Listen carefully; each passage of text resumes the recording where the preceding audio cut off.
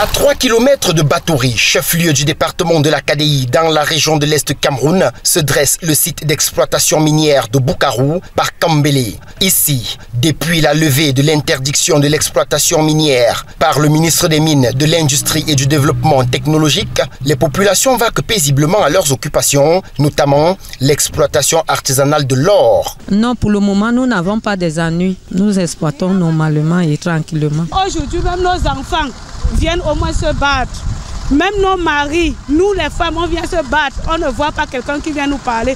Avant, je ne pouvais pas exploiter comme ça parce que les Chinois venaient nous déranger. Sur ce site, comme partout ailleurs, à Kambélé, l'interdiction de l'utilisation des engins lourds sonne comme une délivrance pour les riverains. Ces derniers ne tarissent pas d'éloges à l'endroit du chef de l'État Paul Biya et de reconnaissance à l'honorable Bonivan Vondo-Assam, désormais propriétaire du permis de recherche attribué à la société Jams Avenir, synonyme de restitution de leurs terres prises en otage par les entreprises chinoises. Je dis d'abord merci au chef de l'État, au boulevard, parce qu'avant, on ne travaillait pas comme ça.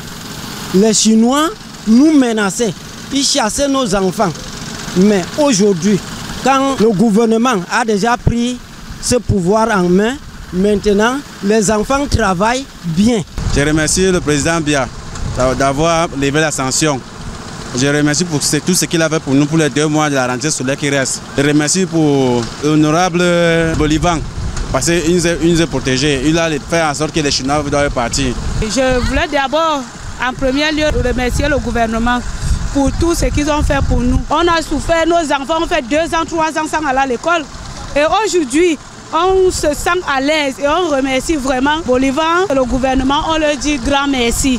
Néanmoins, quelques difficultés entravent l'épanouissement de ces riverains. En effet, les sociétés chinoises ont encore la main mise sur certaines parcelles de terre. Les Chinois continuent à contrôler les déchets qui reviennent aux riverains. Ils ne donnent pas la possibilité aux riverains d'utiliser leurs propres déchets. Ils ont même déjà divisé.